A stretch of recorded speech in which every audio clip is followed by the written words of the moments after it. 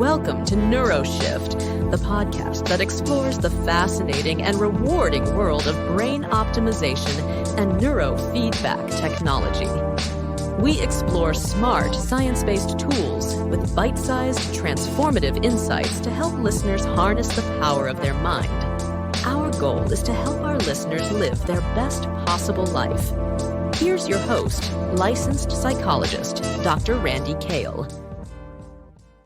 Boredom, the myth that keeps on taking. A mom recently told me, if I hear I'm bored one more time, I'm going to lose it. I nodded sympathetically. Then she added, and I'm just as bad. I can't sit still for a second without reaching for my phone. What happened to us? What happened indeed? We've collectively fallen under the spell of a lie, a sweet-sounding, dopamine-drenched lie that whispers, "What's next? What's next?" As if quietude, stillness, or calm were our enemy. As a result, the moment stillness creeps in, boom, the voice of boredom strikes.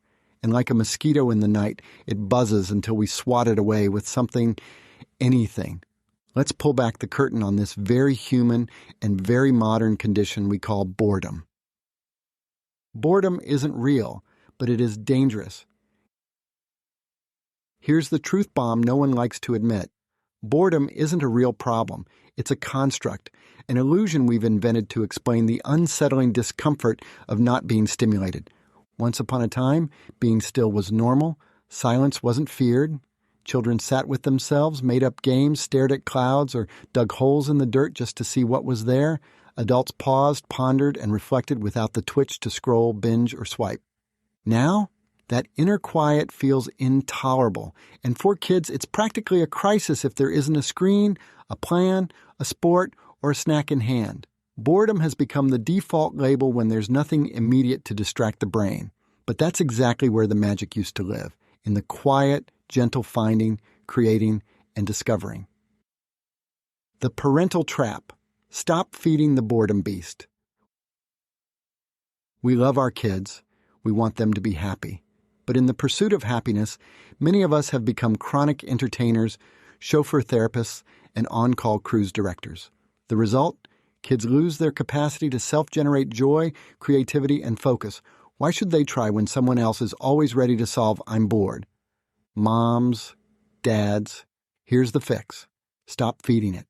That means no immediate suggestions, no rescue attempts, no guilt about how you should help them find happiness right now, and not generating idea after idea. Instead, when the inevitable "I'm bored" shows up, try this calmly neutral response. Okay, I'm sure you'll figure something out. Then, walk away. Yes, walk away. Don't make eye contact. Don't get pulled into the drama. Let your child's creativity wrestle with the empty space. Let them meet the discomfort of their own mind. This is how emotional resilience is born. If you're consistent and brave enough to withstand the initial groans and eye rolls, you'll watch your child grow their ability to sit with life as it is, not just as they want it to be. Adults, it's time to retire the word bored. And what about us grown-ups? We've been sold the same illusion that every moment needs to be filled, or it's meaningless. So we text while waiting in line, scroll while watching TV, play video games for hours, check out Facebook, reaching for stimulation in every silent gap. Ironically, we're busier than ever, and yet often feel empty. This is not my opinion. It's the overwhelming data growing stronger year by year. The more we do, the more we chase an experience that will satisfy. Yet the more we chase, the more we want, with very limited satisfaction following. If it were so satisfying, wouldn't we want to linger, pause, and cherish those satisfying feelings? Notice, we do not do that. Maybe consider a change? Let's start by vetoing the word bored from our vocabulary, not because it's evil, but because it leads us down a false, unfulfilling path. The mind that labels boredom is simply a mind that's uncomfortable being without something to entertain it right now. Being simply present is feared, and the mind that's uncomfortable being present is one that will never be satisfied no matter how much you feed it. Instead, when inclined to boredom, consider stopping and contemplating something different. Try these. I'm open to what's next. I invite a bit of stillness right now. Where can I find joy without adding more? Who do I love and what can I savor about them for a few moments? Can I be still here, now? Where is there beauty I can notice and enjoy? Let me just be with my breathing for 5 minutes. See what arises. What's already in my life that I haven't fully appreciated today? What could I hear that I have never really listened to before? These aren't just fluffy affirmations. They're brain hacks. These simple questions and statements rewire our focus toward curiosity, gratitude, and peace, not dopamine.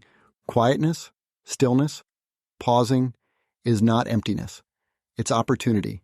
Here's the big shift. Instead of reacting to quiet as if it's a problem, we begin to see stillness as the entry point to deeper experience. That's where creativity lives. That's where intuition lives. That's where your best insights, your strongest sense of self, and your emotional stability come from.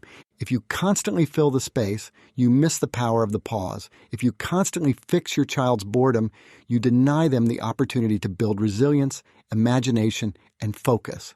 And if you continually label your discomfort as boredom, you give up the very gift your nervous system is begging you for. A little peace, a gentle nudge for the restless mind. In our practice, we often see both kids and adults stuck in this loop, chasing more while enjoying less. That restless brain keeps seeking stimulation, but rarely finds peace.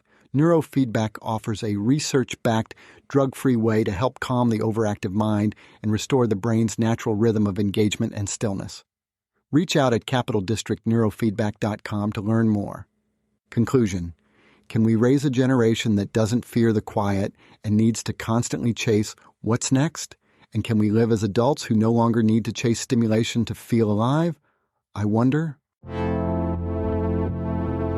This has been the NeuroShift podcast. The episode description includes a link to contact Dr. Kale. Thank you for listening, and stay tuned for our next episode.